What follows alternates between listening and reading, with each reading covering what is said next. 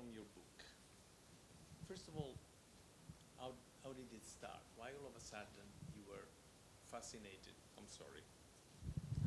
How all of a sudden you were fascinated by Putin and all the characters you invented and somehow recreated for your book? Well, first of all, thank you for having me here. I'm really happy, and I've been following Antonio's conversations in different formats throughout the years. I never thought You that almost I could came be. to Capri. I almost went to Capri, and so We'll work on that. Yeah, well, it will happen sooner or later, I hope. And also my whole family is a proud member of the American Library in Paris, and I think my wife has my membership card to show. And so it's a pleasure and an honor to be here today. The book, I would say, maybe the whole Russian thing for me starts with a physical, with a feeling, really fundamentally. I went to Russia the first time. It was about 14 years ago. Almost by chance. It was for work. I was working in Florence at the time, and there was a series of meetings and activities in Moscow. And when I arrived in Moscow, the thing that struck me was this physical, almost physical feeling of, in a way, of oppression, in the sense, I think it's a city in the world where you feel the grip of power in an almost physical way, even in a stronger way compared to other places where power is stronger. I had been to Beijing before, and in China, power is stronger than it is. Central power is stronger than it is in Russia, but you feel it less, or at least at the time you felt it less. While in Moscow, you really have this. Maybe it's also psychological, but you arrive there and you have this city with this sort of fossil, this mollusk, this fossilized mollusk of the Kremlin, this fortress at the center of the city, and then the Stalin architecture all around it, and the towers, and then it goes all the way to the new Russian skyscrapers and mansions on the outskirts. And I don't know. I guess it's something that struck me, that I think I felt fear in some ways, but often when you feel that, you're also attracted in a way, and fascinated. And of course, I had read the Russian classics. I have a mother who's nuts for Russian culture, so she forced me very early, I think too early, to read all the. She speaks Russian. She learned Russian to be able to read the books in original version, and she force-fed me all the classics when I was very young, and so I guess there's something that happened there, and from that moment I took an interest in. Yeah. Were you influenced by the Russian writers in writing your book? This doesn't work? Is it me? But I did turn it on. Okay. So, is this okay? Okay. So it wasn't me. Okay. So Russian, it's always, I think, problematic when you say, yeah, of course, I've been inspired by Pushkin and Dostoevsky. I think that's a bit tricky. I think I've been influenced in a mostly unconscious way by many. I'm self-taught when it comes to literature, in the sense that that's not what I studied. I didn't go to any creative writing class. That's not what I did. I followed a completely different path. So for me, reading I've always been, I guess, a voracious reader, but it's always been sheer and pure pleasure, and of course, I think I've been influenced by many Russian writers, both I guess, classics and some contemporary, including some contemporary non-fiction that was important for me as well. Of course, Svetlana Alexievich, and then, but also even some journalists. Mikhail Zigiar, which I met in New York last week, so he comes to mind because he wrote a brilliant book about power in Russia in a kind of an American narrative, non-fictional way, which is very brilliant. So yeah, I guess I've been influenced, but I would be embarrassed to tell you that it was Dostoevsky who kind of shaped me. How would you define in terms of genre your book? A new journalism, fiction, non-fiction, or both? Or? I would have trouble doing that, I guess.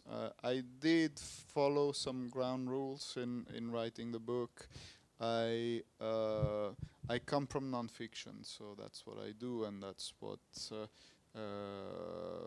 when you write non-fiction, you have certain rules you have to follow, and I stuck to them in a way, in the sense that in the book every historical or political fact is real.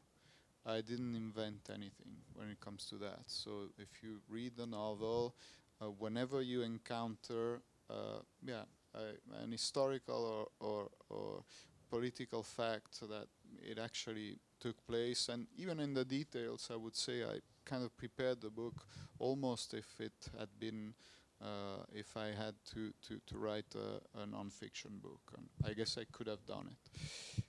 But then there's a limit to non-fiction, which is that you can't really get into a character's head. You have to stop. You collect the facts and then, but you're not into the character's head, and that's what I wanted to do. I wanted to go. So paradoxically, I guess I switched to fiction in a way to get closer to reality, not to get away from it, and also it's a different experience. Of course, that's the moment where instead of just using one part, the rational part of your brain, you also start using something else in terms of your own personal experience, some feelings, some impressions, and all that. But the ground rules, I think, are pretty strict. How would you define this?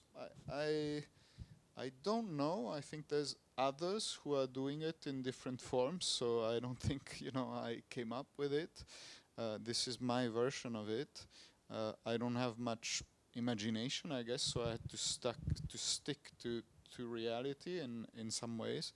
But then of course, I mean, books, for example, like what Benjamin Labatut is doing, or others today. I'm not comparing myself to anyone, but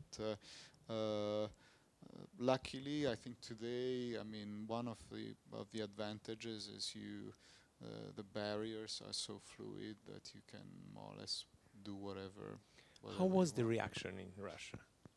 In Russia, well, not much feedback from Russia, I have to say. I had a lot of feedback from I mean, some feedback from Russians that are actually living in Europe or in the West. So even had the opportunity of, I did an evening like this here at there's a Russian conservatory, musical conservatory here in Paris, and they're very good. They immediately welcome Ukrainian students to come and study there and everything else. So they're kind of, because of course Russians today, I mean, it's a bit delicate, and so I felt like I was comfortable going and having a discussion there. And so I've had some experiences like that in Geneva as well, and other places. Then when it comes to Russia, you have foreigners in Russia that are commuting, and that are even people that I knew from before, and they gave me usually good feedback. But that's what you get, because people are polite. So I mean, so they tend to. Did you experience any pressure, any suggestion about the book? Pressure, again, but there must be a real problem with me of some. I'm starting to feel a bit self-conscious. Maybe I should switch with Antonio because he seems to have mastered the. Okay. So, what was the question again? If you experience any pressure or... Pressure in what sense? I mean, did they know that you were writing this book? No. While I was writing the book, nobody cared. Because it now sounds pretty conniving, you wrote a book about a Putin spin doctor telling his story and his version, so that sounds like even, maybe I was pretty even marketing wise, whatever. But when I was writing it, that wasn't the thing at all, because and the people I would tell, plus I'm coming from nonfiction, so first of all publishers are terrorized, rightly so, by non-fiction authors who try to write a novel. This is one, because every non-fiction author, fundamentally, they can be as successful as they want. Fundamentally, they have somewhere inside them, they have a novel. And when they're successful enough as non-fiction authors, they try they need to put it out, and the publisher is forced to publish it because but they're terrified because they usually don't work. They're not good. They're not. So first of all, I mean, general skepticism around this idea of switching to fiction. And then anyway, it was a kind of a strange project, and certainly Russians in general weren't concerned with me in my corner writing my novel about a Putin spin doctor. So I didn't. The only thing was, of course, the Gallimard lawyers were a bit concerned. So they did read the book.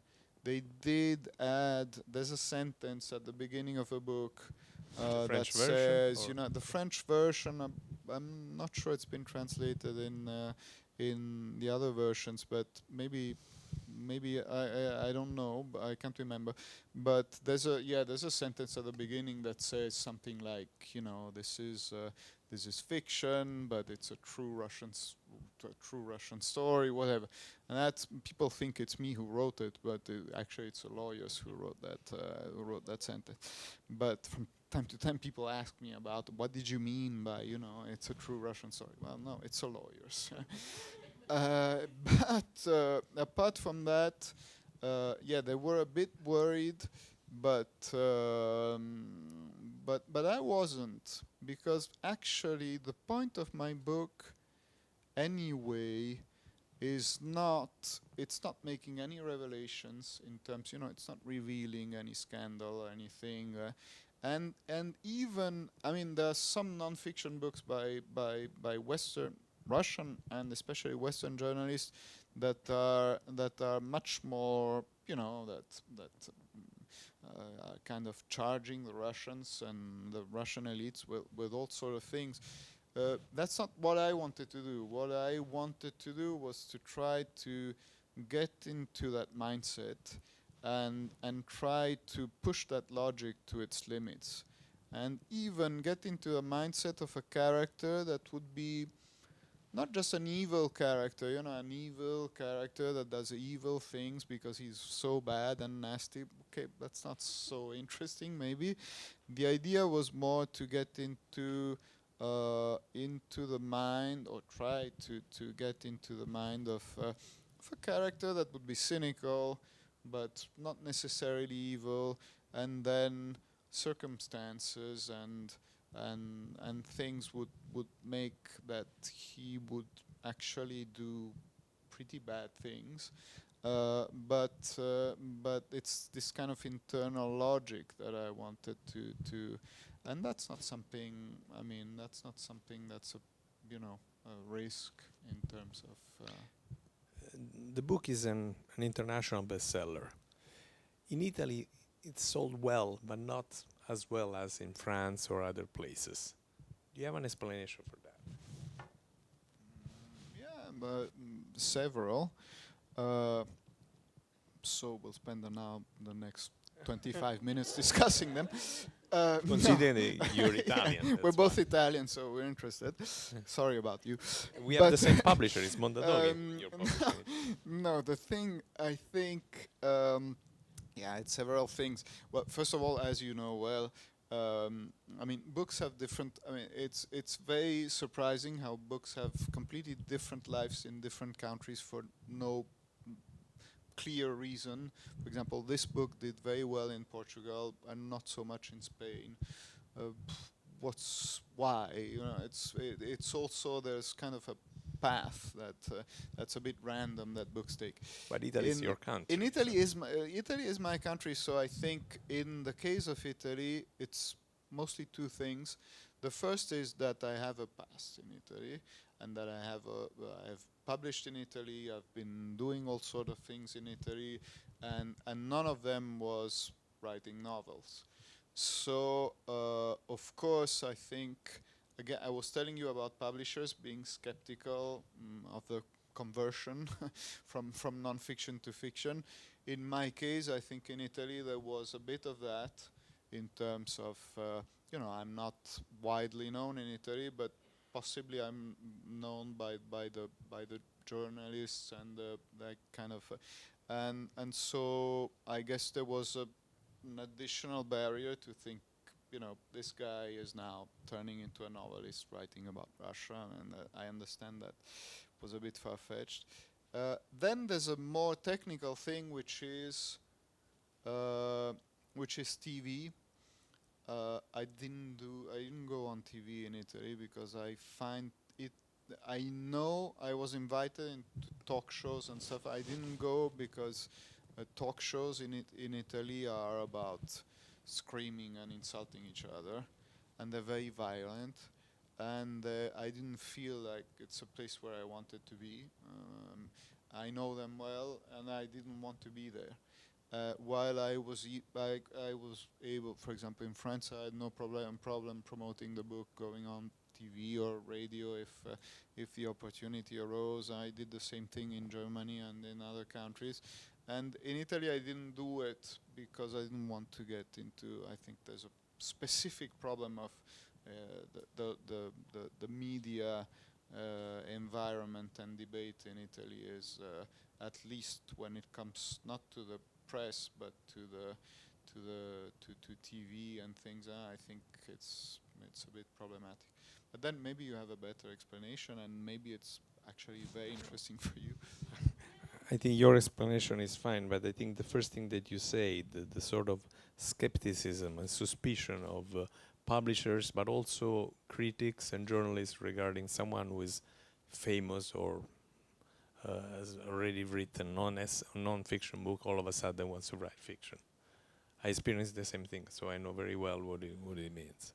And there is another thing that we have in common. We are both Italian. I'm sure we both love Italy, but we decide to leave, which leads us to the second part of our conversation, the journey. Why did you go away? Well, it wasn't really going away in my case, in the sense that.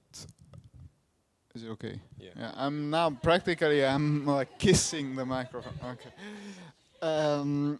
So I didn't exactly leave in the sense that I was born in Paris.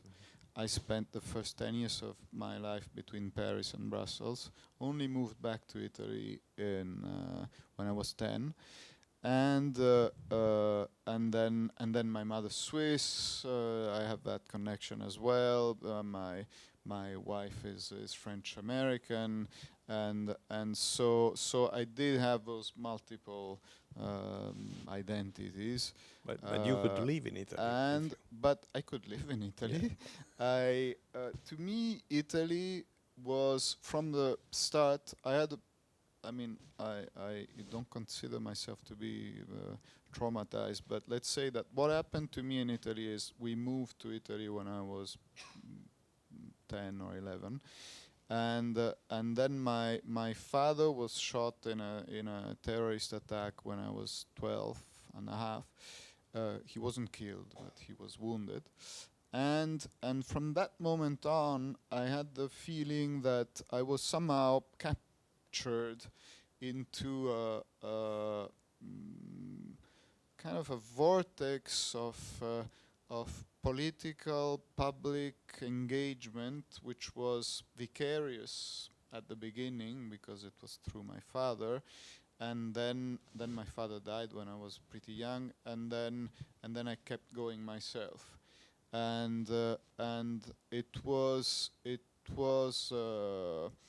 in one way it was very compelling, and I was extremely passionate about it, but at the same time it was also very violent and very brutal, and I guess it probably conditioned a bit the way I also see politics and the way it works, and I don't think I could have written this book if I hadn't gone through that. But at one point I felt it was enough. At one point first of all, I felt I had a political kind of engagement, and I felt I had lost, and I could keep going for long, but it would be kind of a waste of energy, and anyway, the trajectory of Italy since I started being aware of things, I think unfortunately has been a trajectory of decline. Both not only economic but also social, cultural, moral in many ways, and I sure wasn't able to I sure wasn't able to change that, so I thought I can keep going, or maybe there's another life for me, there's another possible life for me and for my family, and so my connection to Italy is obviously still very deep.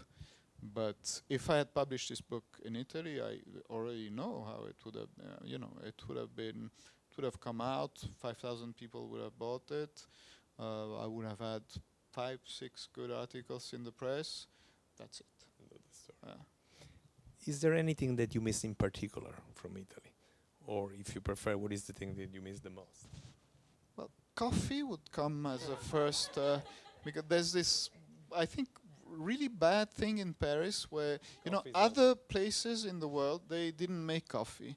And then they learned making coffee. So you can now have very good coffee in New Zealand or in the US. Also in the US. The French, no, they thought they could make coffee. Yeah. And so they keep making it the way they were making it, and it's actually not good. No. So that's every morning I'm kind of reminded of that, because I like, the Italian way. I do like to go,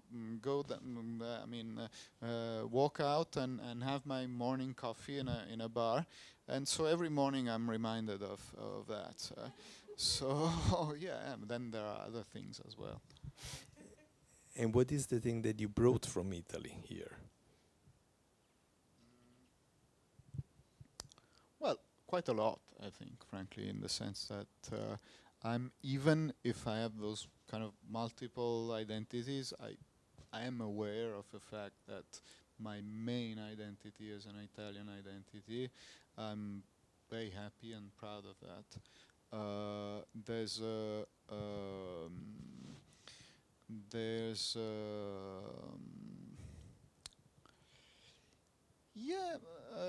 This is also part of the things that I miss here in a way. There's something about improvising, which is the fact I don't know how it is in New York, but I guess it's probably like here. If you call someone here in the morning and you ask them to have lunch, they will be deeply offended. It's something they will not just reject you, they will not talk to you anymore. Yeah. Do you think that I'm really such a loser that I don't have plans for lunch? And in Italy, as you know, it's really not like that. I mean, you can call anybody, and you know, man, it will be easy. And then if it works, okay, you'll improvise on it. And okay, so there's an element of that that I think is part of our way of looking at things, and that yeah, it comes with you. There's probably other things too, but Of course, there is also the other side of the coin in the improvisation. yeah, no, of course, and there's the fact that we it's tough for us to to plan and organize things, and yeah. And you've been deputy mayor in Florence, and you miss politics, working as a politician, not just as a spin doctor, but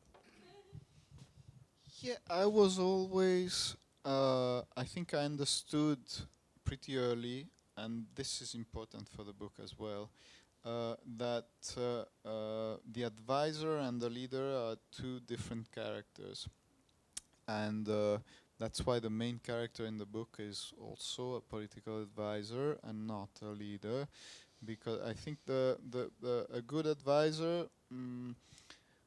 A bad advisor wants to replace the leader, okay, but he's a bad advisor because sooner or later he will try something. A good advisor really doesn't want to do that because he sees what hell the leader is going through. And also, I think the leader is 100% into his, the only way he can make it and mobilize all the resources and the energy he needs to mobilize is by practically having no distance.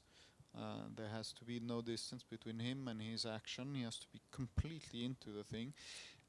While the advisor by nature, I think, always keeps a bit of a distance.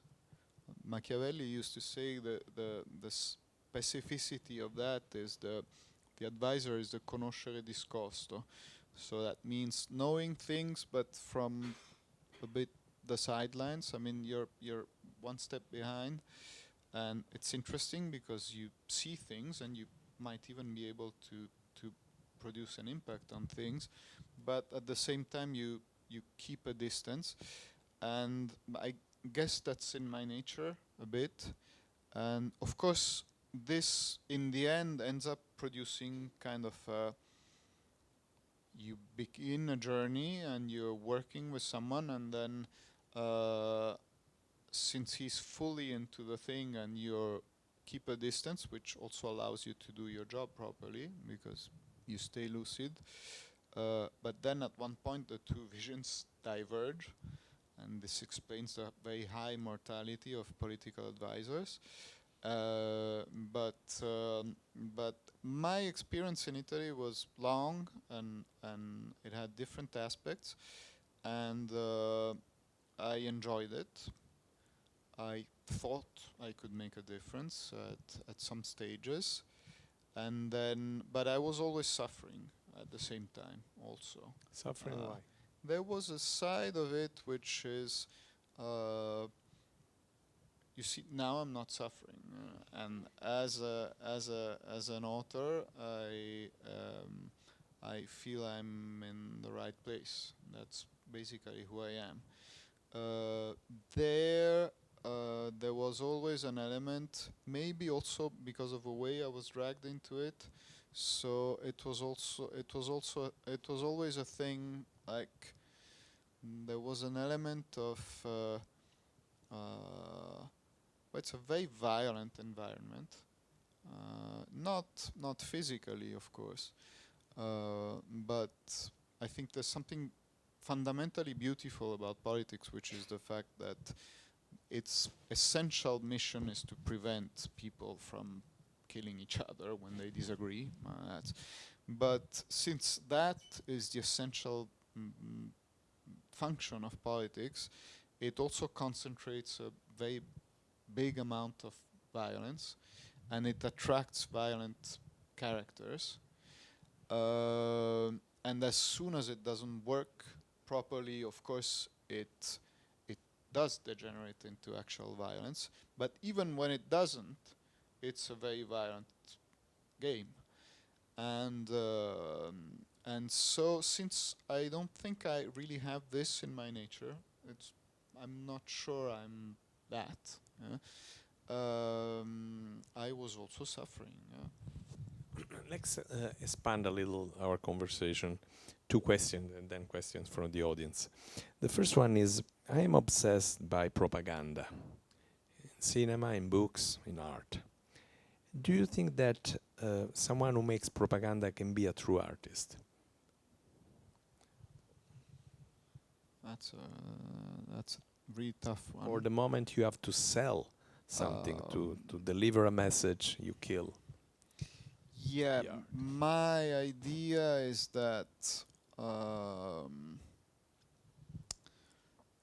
I don't think you can. But I might be wrong, because of course then propaganda, as you know better than me, comes from the church, and the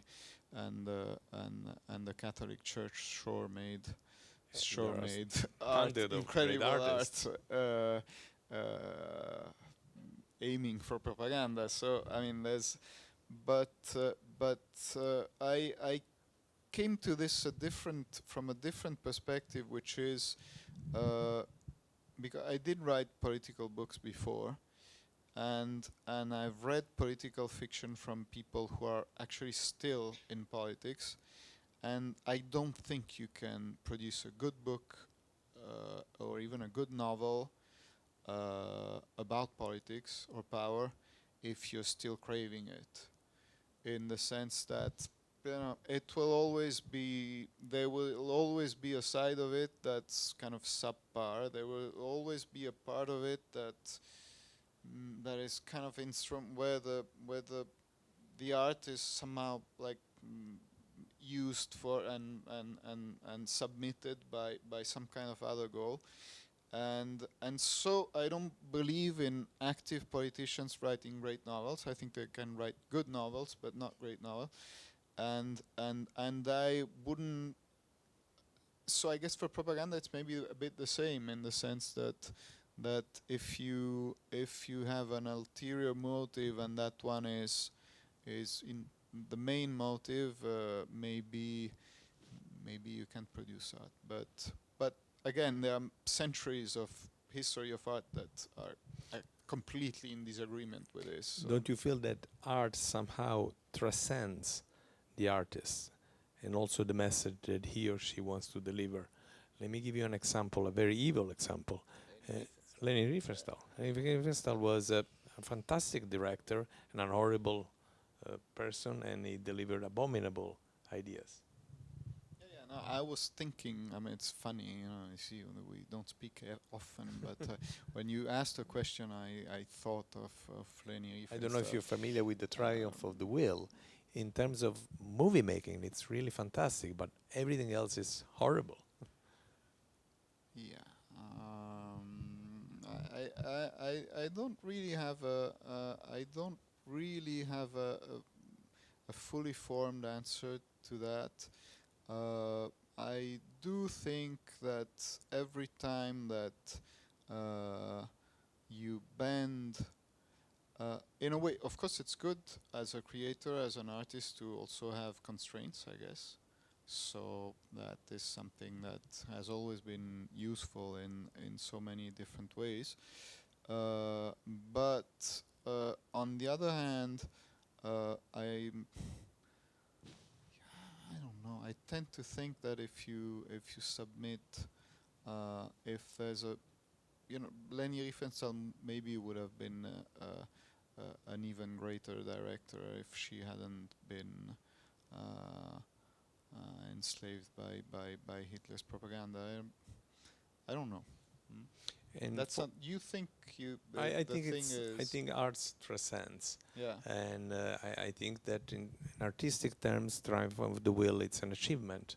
But of course, I'm horrified by it. And following the same path, do you think that art transcends also the artist? Meaning that you can be a horrible human being, committing crimes or doing horrible things, and at the same time being a true artist. Yeah, there's no doubt about that. I mean, this is an easy question. Okay, it's easy. It's easier, but no. Okay. Now we can open to the audience if you want, and I thank you. We're going to open this conversation up to audience Q&A. So we'll start with our in-person audience, and if we have time, we'll go to our Zoom audience as well. Hello, Zoom. Do you mind if I add something to the last answer? Of course. I totally agree with you, of course. But 2 years ago or 3 years ago, famous and important writer Jonathan Franzen wrote that, actually declared that he cannot watch any more Caravaggio paintings after he realized that he was a murderer, which is, I think, I disagree, let me put it this way, let me say in a nice way. Yeah, no, I disagree as well, but I think it's subjective. So, you know, I don't have that opinion, of course. Questions? If anyone else has that opinion, now's your time to raise your hand and share it. Audience questions? Yes. First of all, thank you very much to both of you. This is more of a non-fiction question, but on Russia. I recently heard John Mersheimer say that he felt like the current moment is a failure of liberalism in its view, the West's liberalism in its view of Russia and its wants versus realism in Russia wanting a sphere of influence and seeing Ukraine as kind of naturally its vassal state, if you will. And so this should inform EU and NATO policy going forward. I wonder your reaction to that. Yeah, I mean, I think there's a certain truth to that. I think that's possibly the reason why it took us so long to understand what was going on, because it's basically two different logics, especially, I would say, from the European point of view. I mean, and it goes beyond Russia, unfortunately, in the sense that we did think that we could, from now on, I mean, it started a few decades ago, that since we had been so good at managing our own conflicts through trade agreements and all sorts of different agreements, and by mobilizing maybe more lawyers than tanks and stuff, that was the way forward, and that we would somehow be able to use that method to apply it to others, and this is actually proving to. I'm not sure the U.S. really believed this till the end. I mean, they did keep kind of a strong emphasis on the military and all that, but I think paradoxically it's an American scholar who wrote The End of History, but it was mostly Europeans who believed it. And so of course that's why it took us so long to understand someone that was following a different logic, like Putin, for sure, and we're not confronted with this, and it's very difficult for us to again, especially for Europeans, I think, to adjust, and it's painful also. Because it's easy today to accuse European leaders of naivete and even of being, if you look at the Germans, for example, you look at Merkel and you say, okay, she was, I mean, now we're re-examining her whole legacy and thinking, okay, she was much too weak in front of Putin and all that. And that's all true, but at the same time, I think this idea, because there were interests as well, so it's not all about a noble endeavor, but there was also a beauty to the idea, to the European idea, that you could somehow simply trade with people and agree on the basics, and this has failed. Okay, so it's we're now in a different world, and we have to adjust to it, and it's difficult especially for Europeans again. Not the French. The French, they're a bit in between as well, but others. Questions?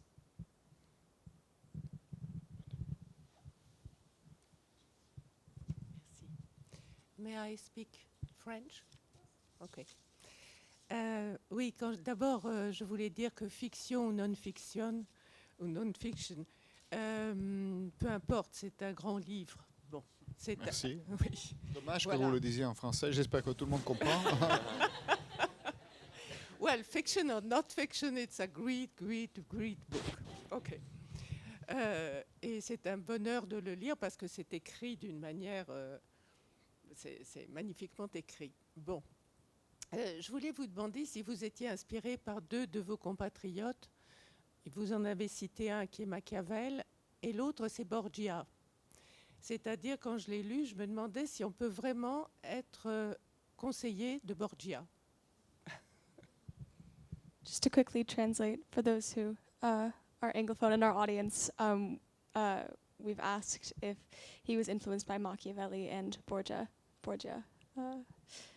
And now we're about to find out the answer. And can you really advise Borgia? Well, that's the whole point, I think, in a way, because, and this is also, I think, what the character in my books sees, because while others, in a way, Putin is, at least the way I see it in my book, he's the product of a casting mistake, in the sense that the system of power that chooses him, when a system of power chooses someone, they don't choose the brightest, the smartest, the most independent, the strongest leader. They choose someone that will be predictable, that will somehow be controllable, and they think they have this in Putin, and actually casting mistake.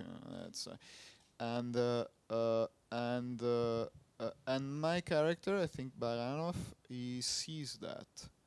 So he sees that he won't be able to control Putin, that he won't be able to guide him, that what he can do is tag along, maybe bring something that Putin himself doesn't have. Putin is pre-modern. There was a part I ditched, sort of a kind of a chapter of my book where there was a part where it was about Putin never having sent an email in his life, never basically having been on the internet, certainly not social media. You know, there's a side to Putin which is really like pre-modern, and of course Baranov is postmodern, so he will also bring that whole theatrics to the thing, but he knows he can't control him, and so it's a bit like riding a tiger. And I think it's the same thing with Machiavelli and Cesare Borgia, of course, because of course Machiavelli writes afterwards, but you can tell by when you read him, you see that he's fascinated by Borgia as a kind of an animal, you know, a political animal, which is again something else. So he does, and he can do things that Machiavelli can't do. The energy, the instinct, the brutality, the thing, that's all things that Machiavelli doesn't have, and that only Borgia will provide, and in this case only Putin will provide, and things. So, but at the same time, of course, the depth, the strategic depth, the philosophical and thing of Machiavelli, I mean, Borgia is very far from that, and Putin, I think, is very far from his advisor as well. So so there's this. It's it's about riding the tiger in those cases. Then it's not always the case, because the relationships between a leader and his advisor can be as diverse as the human characters. So you have some leaders that are actually relatively weak characters, that are completely somehow prisoners of their advisors. There's the opposite case, there's something in between, so it really depends. Thank you. Anyone else? Don't be shy. We have 7 minutes left. Yes. Yes. Good evening. Thanks a lot for your presentation and also for the book. I liked it a lot. I have a question about your creative process. How did you come to the narrative and your narrative perspective? Because you write it from your own viewpoint as an observer somewhere and someone having a conversation with the advisor, and how did you, I think there's something brilliant to the fact that you put in the child, because that makes the advisor or the quite cynical person also very human. Is that done on purpose? Because that actually makes him also very human. I think that's one of the elements added. And then to come back to your propaganda, both being Italian, and it's not up to me to answer the questions, but since we're there, I think maybe I do think that propaganda can be real art, and I think Makena did that already by gathering a group of authors around August and writing something to promote their emperor. So could I see that in a way also as propaganda, or am I completely wrong there? Well, when it comes to my book, yeah, of course, I wanted to have a human being at the center of it. So I think the subject matter of the book is pretty dark, for obvious reasons. But I inserted a few antidotes to that. I didn't even want the book to be too dark, because in a way, I think you also have a bit of a duty, or at least I feel it as an author. Plus, the book is dedicated to my daughter. I didn't really want to leave people completely suicidal, readers, and so there were a few antidotes to that darkness. I think one is humor, actually, a certain humor, a certain irony, which is actually also part of a Russian character in terms of it's one of the ways you can face. It's one of the last resorts, somehow in front of a very difficult reality. Another one to me is that element of transmission between generations. So it starts with a grandfather, and again, that's something that's very difficult in Russia, for example. But that to me was a bit also an antidote to the darkness of the thing. And yeah, in the end, the child. There's that to stay on the Italian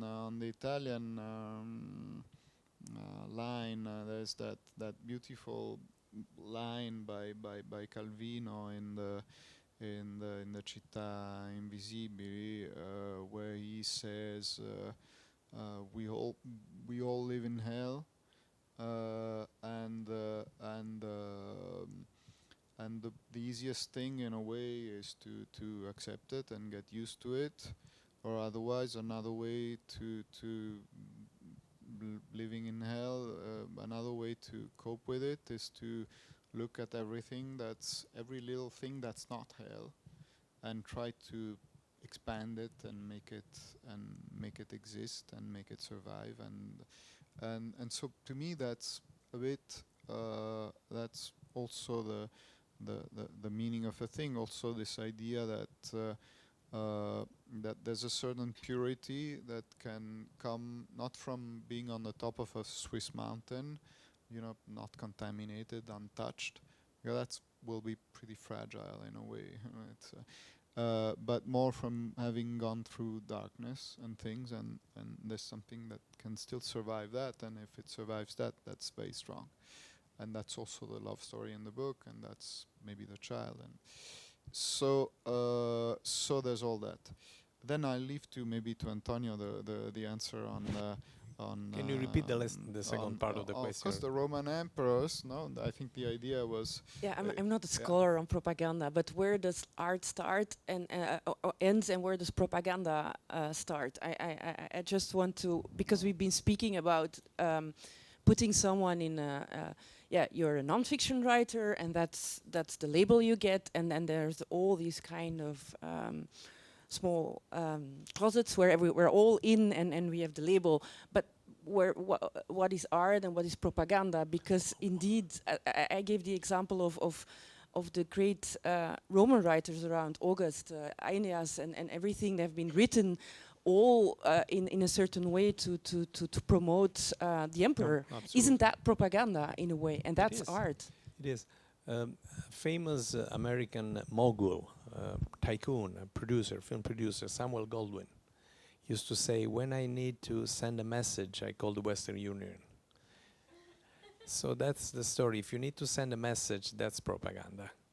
And definitely Ovid and Virgil did.